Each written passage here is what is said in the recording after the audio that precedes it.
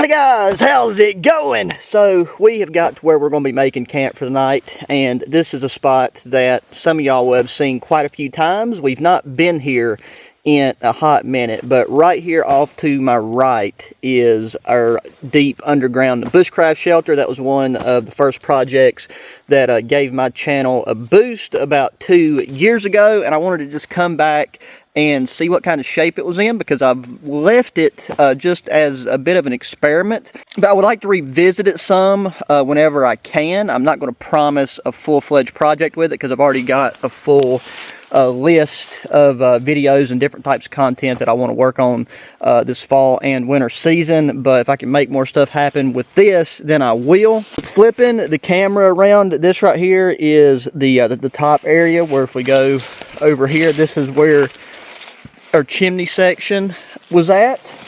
I'm really surprised at how well this pine is held up. It's just yellow Virginia pine, and it's not really rotted, as well as the thick canvas tarps that I used for the waterproofing is, it's not really rotted. There is, mold and mildew on them after this amount of time, but everything is still very, very solid. There's been minimal erosion from the sides of the walls where water has come down through. This thing has held up very well with continued maintenance. Yeah, I mean, you could easily stay in a shelter like this very, very long term. I'm going to start deconstructing it some probably today, just getting some of the limbs up off the top of it, just to kind of make a dent here and there, and we can always come back and camp here again, because this section right here is where we're going to be setting up. I've got a tarp, got a snug pack bivy with me. We will have a fire I took, and on the way here stopped and collected some dry yellow poplar bark, because we're going to go for a traditional flint and steel fire camp, and some of that stuff set up before the hottest part of the day, because the temps for today should be a high of 64 or 65 degrees, and then tonight a low of about 47 to 45. So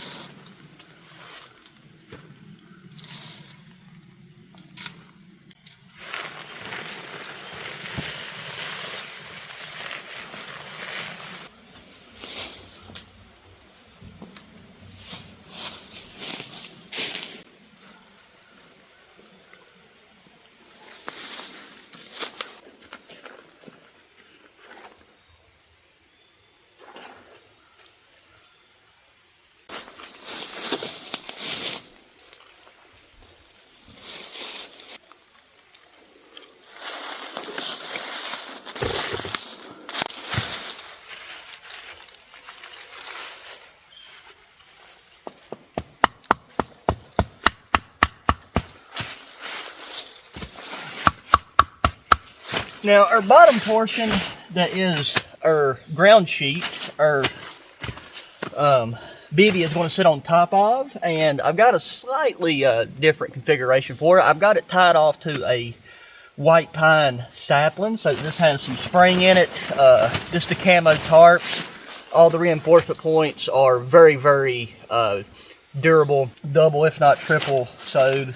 I know they're at least double sewed, but yes, this is a very, very durable tarp. So instead of bringing a separate ground cloth, there's not going to be any precipitation, not supposed to be any. Snug pack stratosphere bivy in this.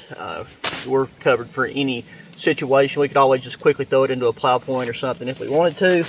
And I didn't bring a chair on this one. Instead, I just brought my Tough Possum Gear sit pad, because still stuff crawling around on the ground. That's why I did bring the bivy, but it is pretty much to a minimum.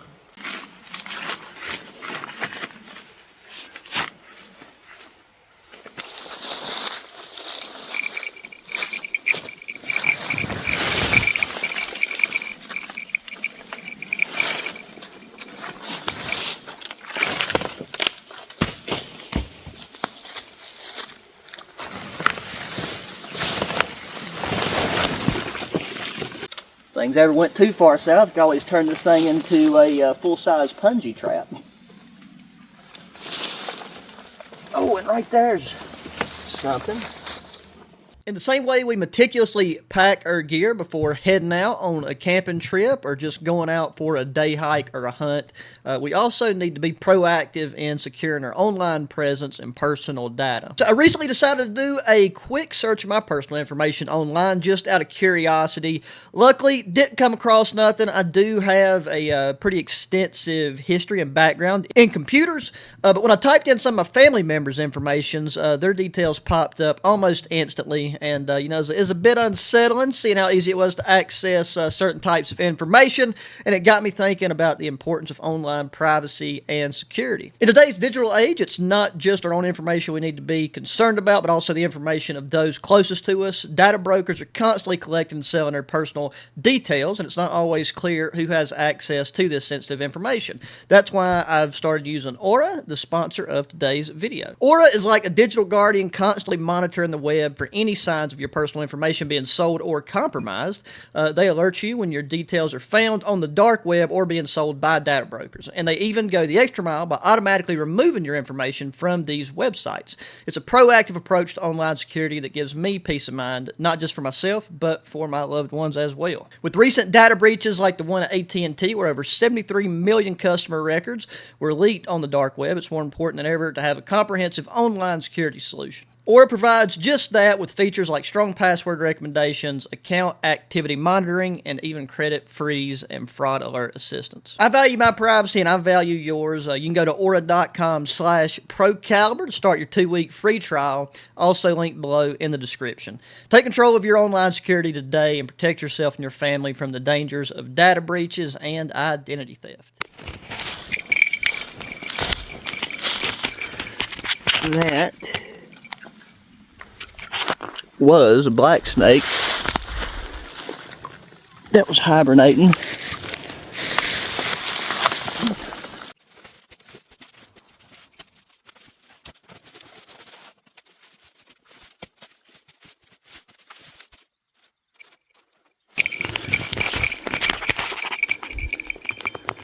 There we go. Right down there's the old snaky boy.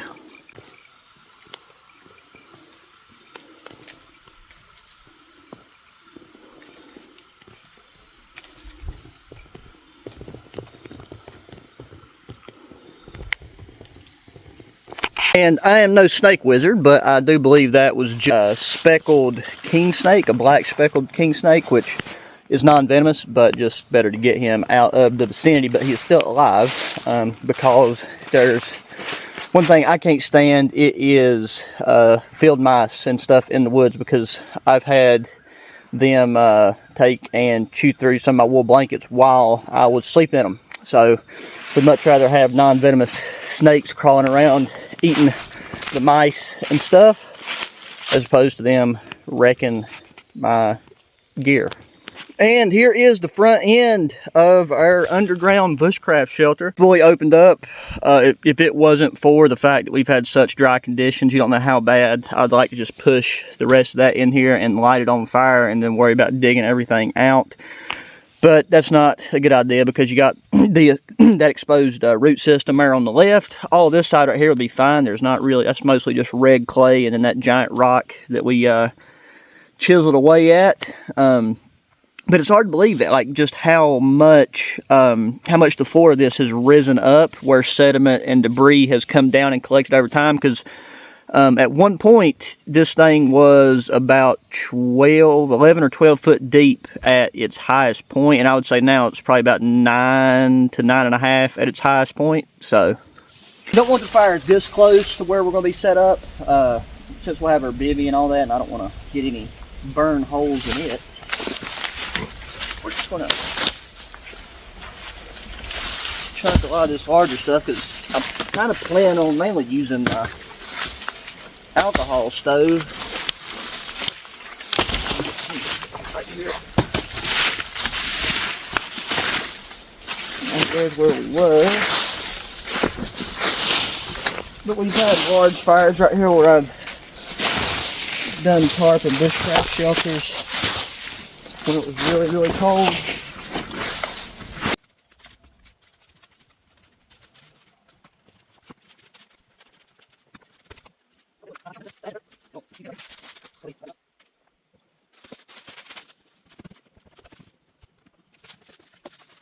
And now this is just a roll-away dump pouch slash foraging pouch that I actually bring with me a lot of the times. I just don't always use it.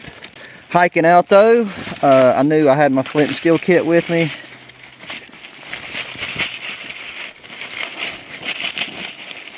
So I just got some poplar bark here, so we're going to work it into a bird's nest and try to get one going while we got a bit of a break in the weather, like in the breeze.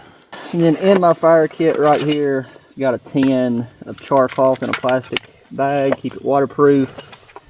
This is a cubic carbon steel, and then I got just a piece of quartz. Quartz is kind of my go-to because it's easy to see, it's easy to find. And then I've got some bits and pieces of waxed jute, and we'll probably break off just a small piece of one of these to put in just in the center of our tinder bundle to extend it once we get everything worked up. And then right here is what I've found one of the most useful ways to use the bright orange side of this sit pad, because you can really keep everything on here and keep it collected. I feel like you don't lose as much to the ground. You're still going to lose some, obviously, but it's been super dry. I don't think we've had rain in like at least 2 weeks straight. And this is really the size of a nest I would use if it was wetter, more humid conditions. You could split this into 2.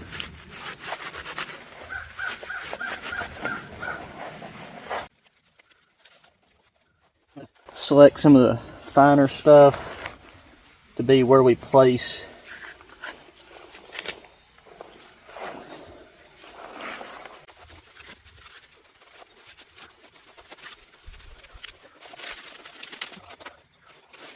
And just in case you're new, so right here is a really, really fine small bundle that are char cloth go in to begin with. Then we'll put that into here, and then we'll blow it into life and put their smaller items on it.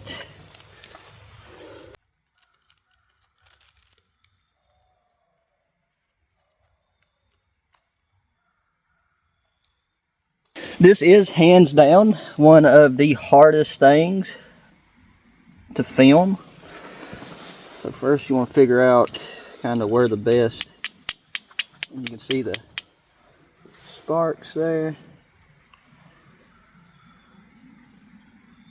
I like to rest mine on top. Some people like to rest it below. It's just kind of personal preference in technique you found most success with.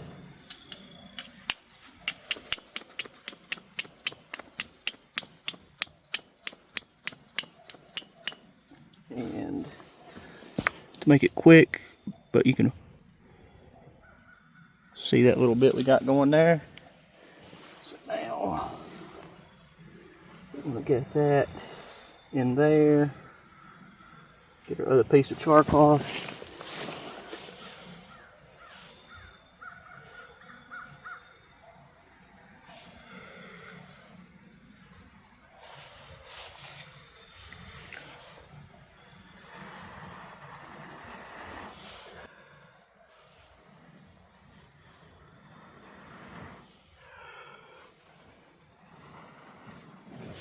And just like that, baby, we got flame.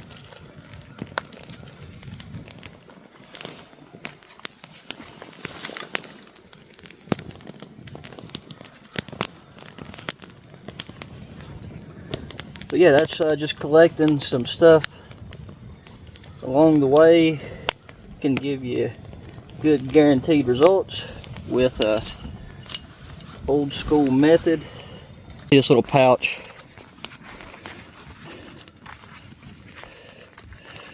just folds up. We can put it back in fire pouch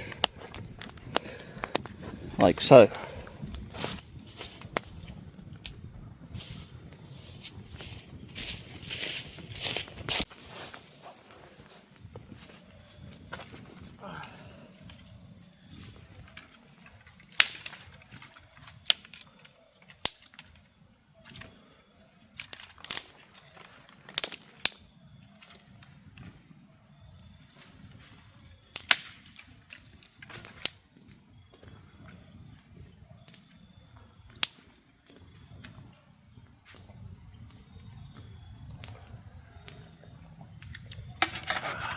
Nice.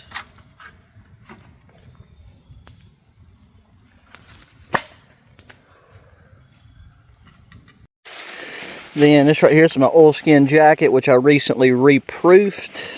That's for later. And also have some other insulating layers with me, even though it's not going to be that cold. I've been getting a bit chilled, and I'll explain about that later too. But here's our Snug Pack Stratosphere Bivy. So let's get this bad boy out and just make sure it's going to fit the way we want it to underneath our shelter setup.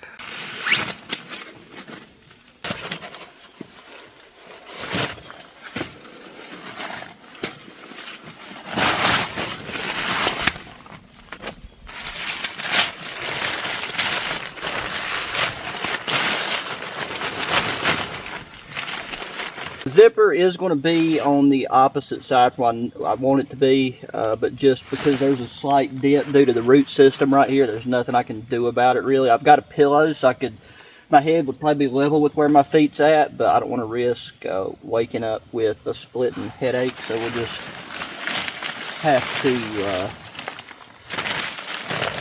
go with the zipper deal.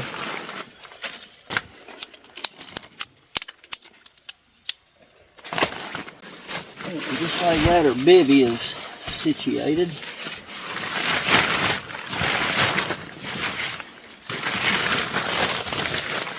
I know it looks really goofy with that, but like I said, once our body weight is in here, that right there will be held down, and I can always loosen it. I just thought that tautness kind of helped open this space up a bit while we was just under here working around. But I don't think I'm going to stake down any corners. Okay, now I do have a new sleeping pad that I'm excited to try. It's overkill as far as R value goes, but just the thickness and comfort is going to be really nice. This is an Atepa ultralight sleeping pad, and it's not on the front here, but if I remember correctly, this is supposed to have an R value of 6.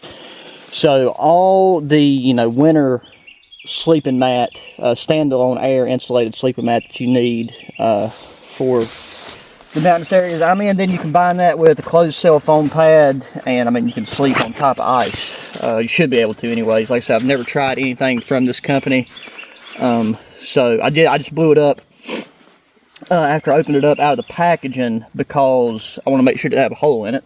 And the only downside to it, that really isn't that big of a deal because I always carry my little flex tail pump, is the size of the air sac for this.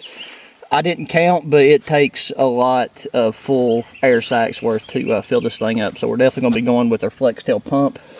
Now I've checked around. I don't see any briars or anything, so I'm going to try to do this on the outside of the bivy first and then slide her in.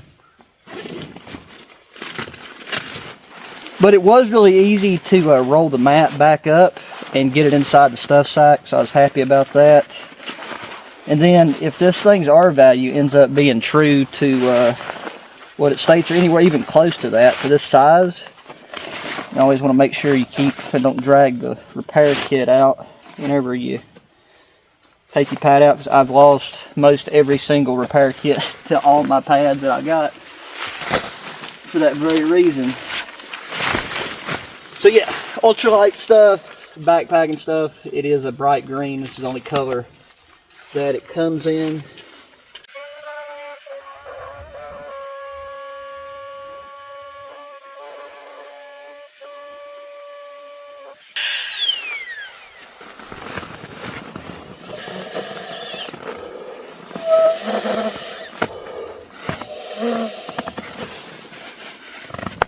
And that is what our luxurious winter R value rated sleeping pad looks like, and hopefully it will fit in our bivy properly.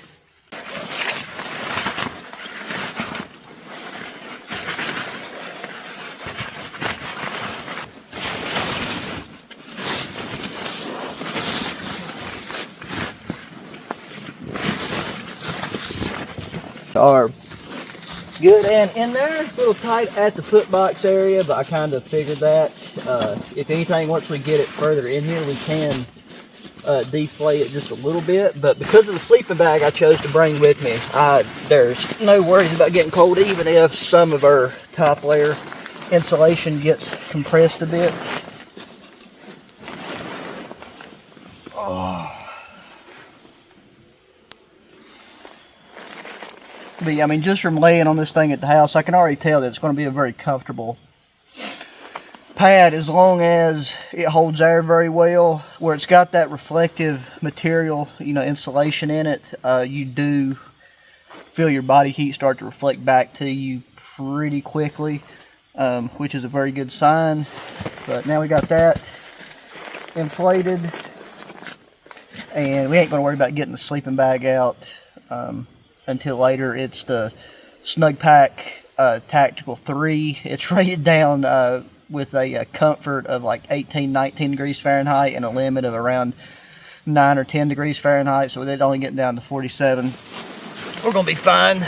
I just got done well, I'm on the tail end of getting over a really bad stomach virus / stomach flu. Had to go to the hospital, get fluids, all that stuff, because I couldn't keep nothing down. So still have some like residual like chills and stuff from that. So brought a little bit of extra comfort insulation stuff just in case, because the way that the moisture in the air and the temps and stuff have been fluctuating, it just feels colder. It's kind of like that cold that you can feel in your bones more than just like a surface level skin feel. But I want to zip this up so nothing crawls into it. And yeah, things are looking good.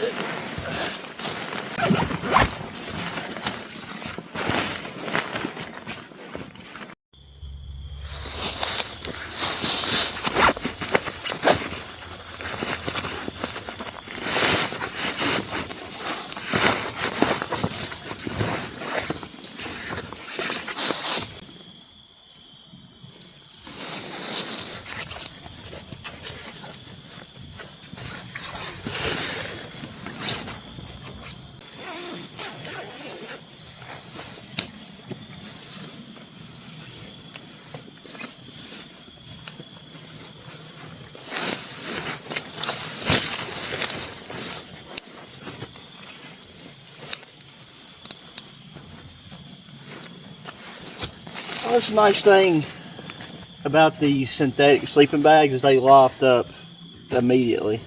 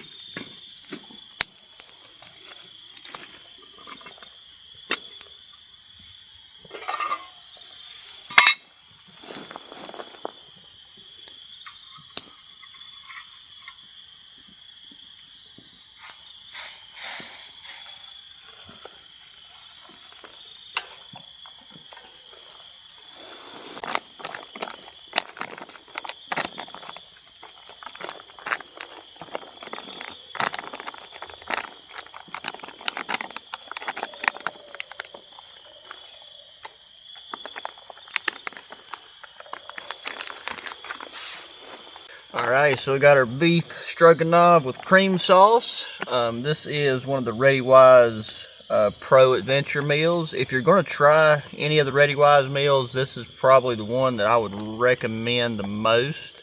It'd be the most widely accepted and enjoyed across like multiple different palates. And with this one, boiling water, right at 15 minutes even, is about when it's ready to go. I wouldn't go any less than 15 minutes of soak time.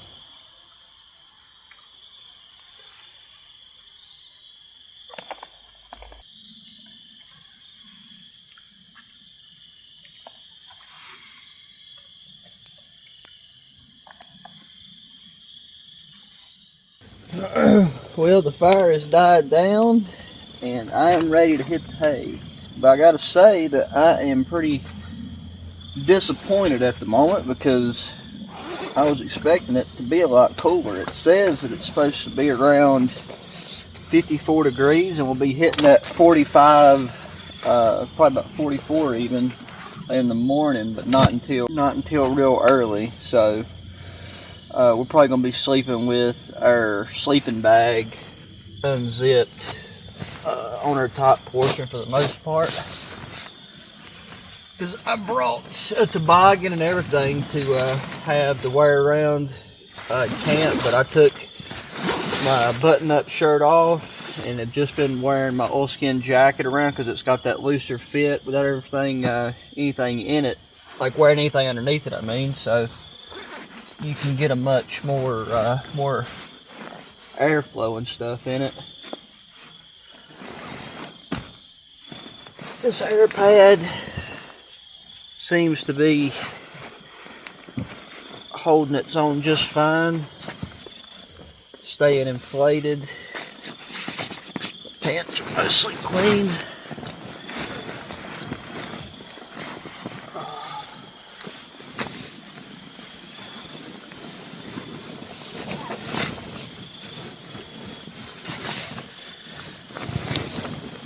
Yeah, for sure. Not going to be zipping this sleeping bag up yet. One thing to note, and I think I mentioned this towards the end last year, because I mean this Tactical 3 is a sleeping bag that can really go down to pretty low temperatures if you add clothing. It's got this really cool reflective insulation in it. The only thing is it's got one of the softest and nicest feeling liners out of any sleeping bag, but whatever this material is, it's just kind of hard to work yourself into your sleeping bag and get it positioned right, just initially, because it wants to, I don't know, it just wants to grab on the clothing, like any little bit of Velcro or like even the calluses on your hands. It just kind of like wants to stick to it. It doesn't like damage the bag, it doesn't prick or anything like that. It's just the tactile sensation of it. But anyways, I'm going to get this zipped up and we're going to just kind of see how this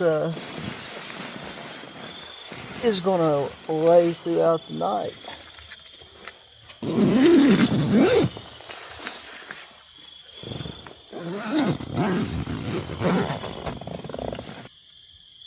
So with all that said, guys, I will talk to y'all in the morning.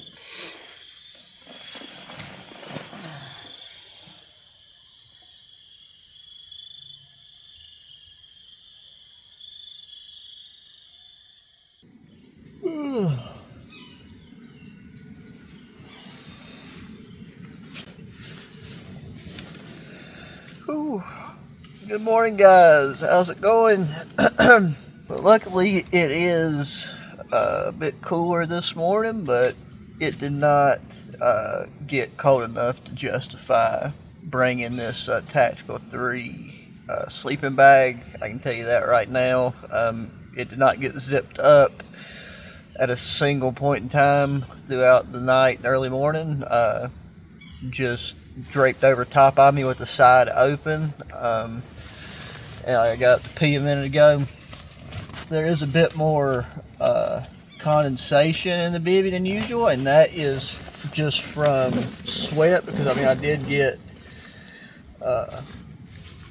more too hot than anything. Not too hot per se, because I was able to vent, and like having my face right here with the cool air was you know, it wasn't that bad. But really I would have been fine probably with something like a jungle bag and Wooby combo, or my Vertex Arizona. My Vertex Arizona bag probably would have been the perfect sleeping bag to bring.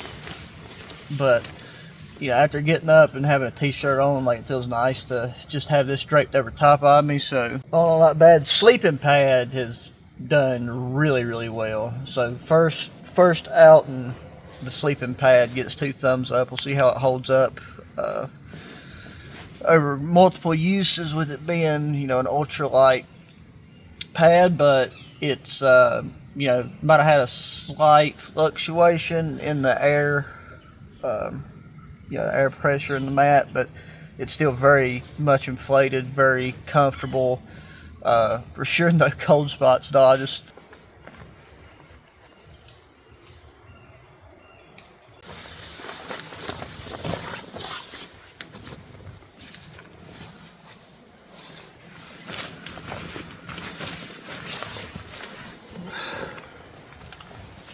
well, and then the only other key thing to mention is this sleeping pad with this snug pack bivy.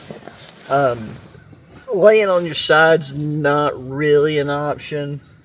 Like with this, like where the temps was what it was and everything was fine,